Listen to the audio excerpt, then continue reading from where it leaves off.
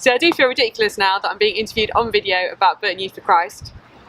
But if I was going to just chat about my memories, I would probably chat firstly about Yell Club. We started Yell Club when we were trying to stop an area-based youth work, really.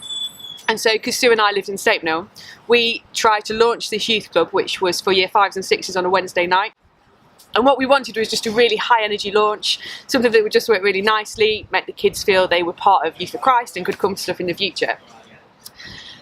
So we planned this game, and the game was dead simple. All you do is you get into teams, you dunk your face in a bucket of water and get an apple, and then you dunk that same face into a plate of flour and get a sweet.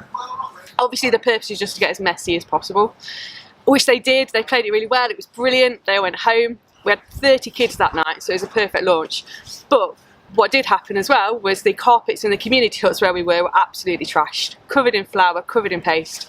And that's really just how Yell Club ran for the next 3 years. Yell Club was always messy. One night Sue decided to do a game where she got cooked spaghetti. And again, they're in teams. They're supposed to have someone who looks after that team. So they get the spaghetti, put it on their heads, and they have to create a messy hairstyle for them. It's just an exercise in creativity, really.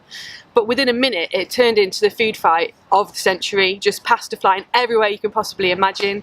And to be honest, there's video footage of everyone, even me, because even if you are a 25-year-old accountant, if enough kids are throwing pasta at you, eventually you're going to start throwing it back.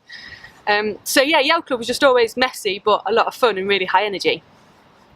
Another group that we did in Stapnell was a group called Stream, and that was a little bit older, a little bit more chilled out, and it was a really nice group to be part of. You know, at Stream we really started getting a sense of community. We really started getting to know the young people and understanding the things that were going on with them. Yeah, Stream was just really special. You know, they'd come to our houses, come for drinks and just hang out with us. And those young people now, we're still friends with. You know, one of them got married in August, and to still be in their lives at this point, even though it's remotely, is just lovely and really rewarding. About the time we did Stream, we also were building a lot of links across the churches within Burton. So we were deliberately trying to do projects that meant the young people in the churches would see they were part of a bigger town. And we did that through a project called The Net.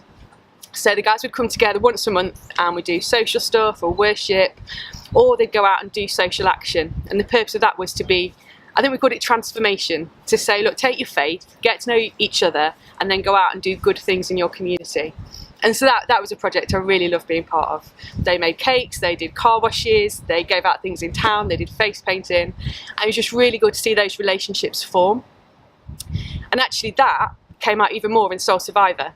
So when Soul Survivor moved to Stafford, we took a group there. And as Burton YFC, we took some of our Stream kids, but we also linked up with some of the churches. And at that point, they really started to just become friends. And that was great, because that was something that just grew over time. And actually, now that I work at Soul Survivor, this year I was at Stafford and saw the same group again. And it was a lot of the same young people growing up, being friends, still hanging out together.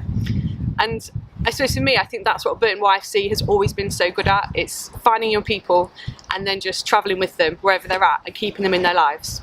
So I'm really proud to have been a part of it. It's been a lot of fun, and I hope you've had a great night celebrating your 30 years. That's probably what I want to say. Fab.